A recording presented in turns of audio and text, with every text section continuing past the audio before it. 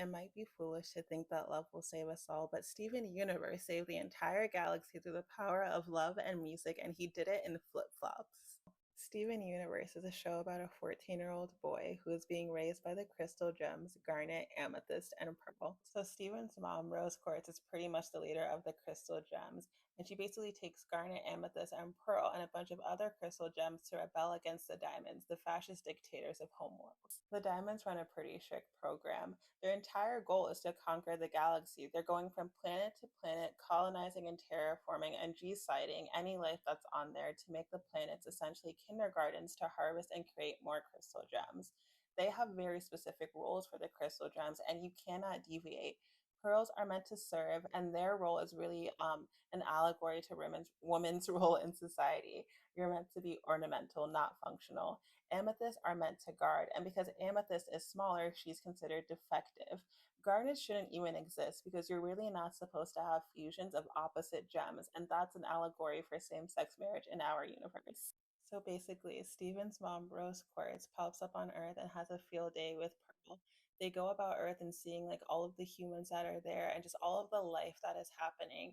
And that really affects Rose. And she basically goes back to the diamonds and is like, hey, maybe we shouldn't colonize the Earth. Maybe we should let life flourish and just exist there. And the diamonds are like, no, you're a soldier, do what you're told.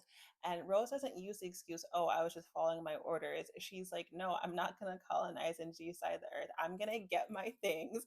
She gathers up the crystal gems and basically starts an intergalactic war. So fast forward, Rose meets her himbo husband, Greg. They make Steven, and Rose has to basically give up her physical form for Steven to live. Steven not only inherits Rose's gem, but inherits the intergalactic war. And what I really love about what Rebecca Sugar did is not only did they put, this feminine rose quartz energy inside of this masculine form, whereas Rose tried to solve the fascist dictatorship with violence, Steven really used communication. He was like, hey, what if I just call the diamonds up? He approached them oh so willing, oh so humble, with the utmost respect. And like while it did take a lot out of him, he was able to convince the diamonds to stop colonizing, to end their reign on terror, and just to let everyone be who they are and forge their own path rather than fit into the box that the diamonds prescribed for everyone else. The overarching theme of Steven Universe is that love really will prevail. Let's take, for example, Steven and Lars's relationship. Lars is a shithead. He is a 17-year-old boy who thinks he's too cool for school. He's got Sadie trapped in a situationship. And I feel like if he was in our universe, he definitely would have been like one of those lost and affected boys that voted for Trump. He has a major soft spot, and I think that really can be attributed to Steven. Steven takes a real personal interest in Lars's happiness and well-being. He puts his heart and soul into Tiger Millionaire and Tiger Philanthropist because Lars takes an interest in wrestling. He takes Lars and Sadie on this getaway to like this magical island, like a kid trying to save his parents' marriage. Steven loves the shit out of Lars. Eventually, the cool kids, Buck, Dewey, Sour Cream, and Jenny, invite Lars, Sadie, and Steven to a potluck, and it really should be a dream come true for Lars because he finally gets his wish to hang out with the cool kids.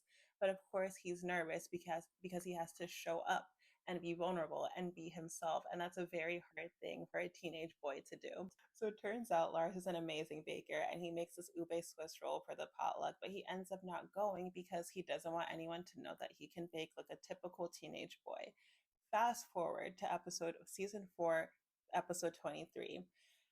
The diamonds know that the crystal gems are on Earth. They're war refugees. They're gonna get their lick.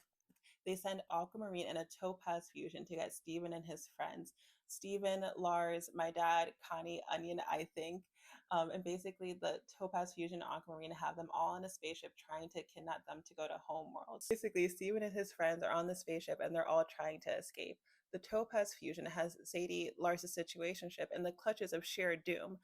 Sadie is crying out for Lars to help her, but Lars, afraid, runs and hides while Connie saves the day and basically tries to get everyone off the ship. Eventually, Steven's like, hey, I'm Rose Quartz. I'm the big bad war criminal that you're looking for. Just take me, let my friends go. They do let his friends go. They don't let Lars go because they don't know that he's hidden on the ship and trapped. So now Steven and Lars are on their way to Homeworld to face the diamonds. So Steven and Lars are eventually able to escape from the diamonds, and they're just kind of roaming about Homeworld trying to find a way back to Earth, and they run into the off colors. The off colors are basically defective gems according to the diamonds. Remember, they run a strict order. So if you do not come out the right way, you are not valuable or useful to the diamonds.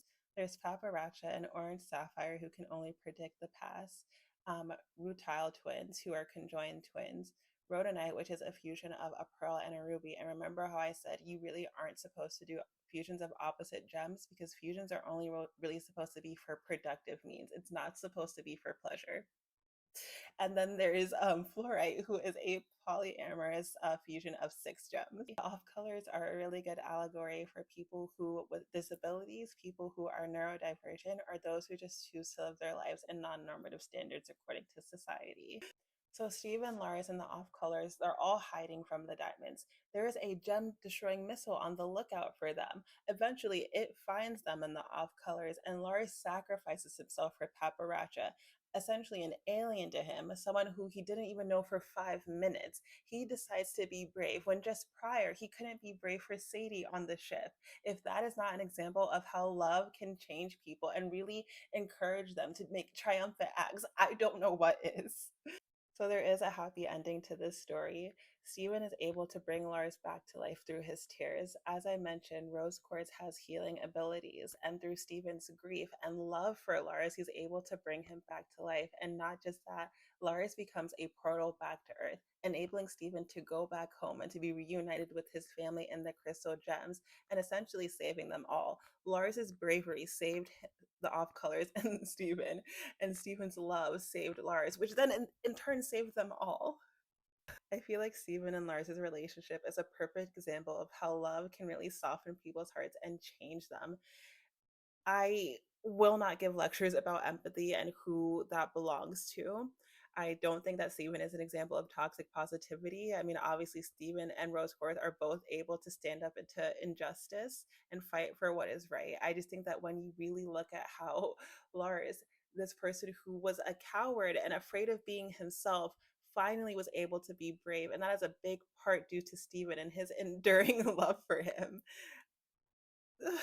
One of my favorite quotes from Steven Universe is, if we didn't have pork chops, we wouldn't have hot dogs. If you try to change everything about yourself or about the world that you think is imperfect or a flaw, you will miss out on what makes life worth living. If the Diamonds, a fascist dictatorship, had it their way, we wouldn't have Garnet, a fusion of a sapphire and ruby, and Garnet is amazing.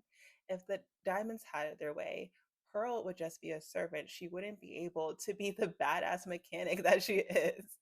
If the Diamonds had it their way, the off colors would still be living in hiding, internalizing the message that they're defective or that something is wrong with them because they came out in a way that wasn't quote unquote useful to the Diamonds.